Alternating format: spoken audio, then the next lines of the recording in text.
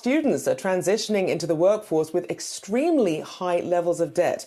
A temporary moratorium on the federal student payments is helping ease the burden of inflation for some postgrads.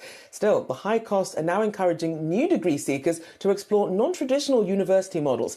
Here to discuss is Nexford University founder and CEO Fadl Tarzi. Thank you for joining me this morning, Fadl. So first, I want to talk about your national accreditation in the US that you received. What does this mean when you think about the conversation that you're having with students and affordability in this space? Thank you for having me. What we stand for really is being able to combine, I think, three things, affordable education with relevant skills and flexibility, so we can meet people where they are. So, national accreditation just enables us to fulfill our mission more effectively, whether in the US or elsewhere. And I want to talk about the pricing model, because I know that Nexford adjusts fees depending on local affordability, the local economy and such. But on average, on your website, costs $5,040 to get an online MBA, or about $280 a month. Talk about the business model that allows you to keep costs and tuition that low. Sure. The business model, I would say, is first, it's a mission-driven organization. And so we prioritize, public benefit over profitability. But second is it's a technology-enabled university. So what we've done from the very beginning is try to strip out all of the bells and whistles that don't actually offer core value to learners, and obviously strip out all the physical infrastructure as well, because we operate 100% online. But fundamentally, it boils down to us being able to offer a highly efficient operating model where we staff based on the skills required to accomplish a task, and we use technology where technology can be more effective than humans. That's really how the whole business model operates. And again, it's one that's mission-driven, so we aim to achieve profitability over a longer period in order to benefit public interest ahead of profitability. And obviously you have things like economic downturns and inflation as well. How does that affect the sort of demand that you're seeing? What are some of the countries or the regions that are having the most demand for your services?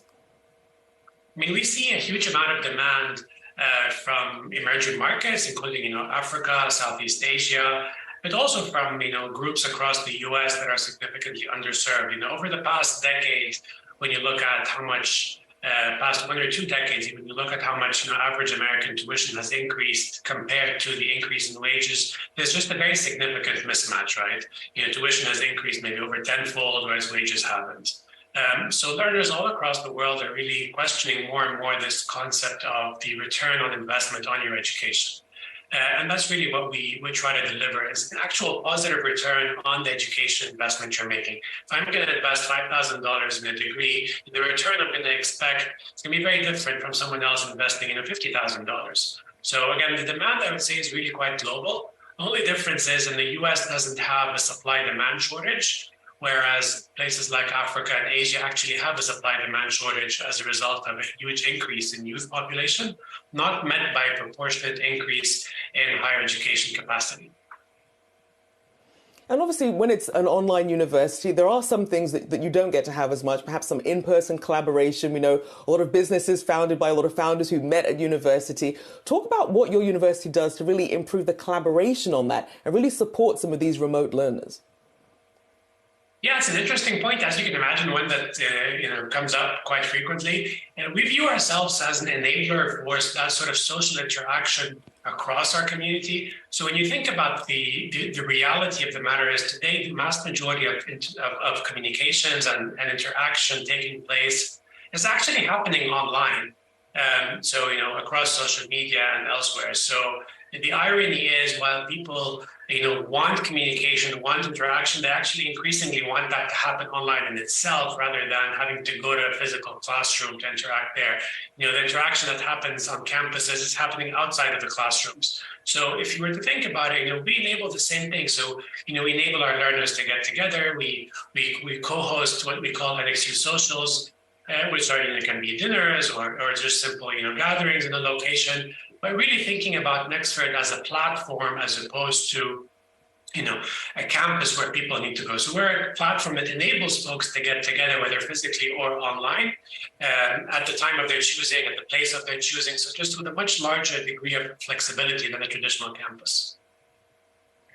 And so then this really speaks to the conversation of how some of these, traditional brick and mortar universities are going to be able to keep sort of justifying the price when you do have these hybrid and emerging models. And also in terms of meeting the gap, the skills gap that a lot of these companies have need for that they don't seem to be getting met. How do you see Nexford positioning itself here?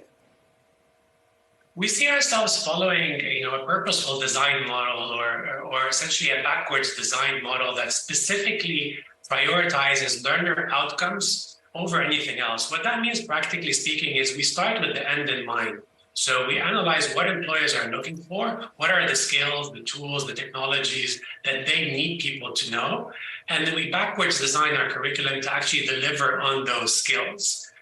So there's much less theory and a lot more skills. So it's really a balance between teaching people how to learn so they develop these so-called soft skills that will benefit them for life, but also having practical skills that they can apply right away. And that's why what we offer is a competency-based model.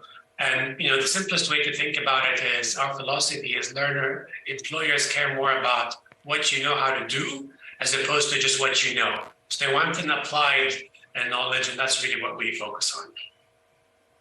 And it does seem to make you more nimble. I saw on the website you could start your courses on the 1st of any month. There's not really a semester starting point. So a lot of flexibility there as well. Nexford University founder and CEO Fadl Tarzi, thank you so much for joining me this morning.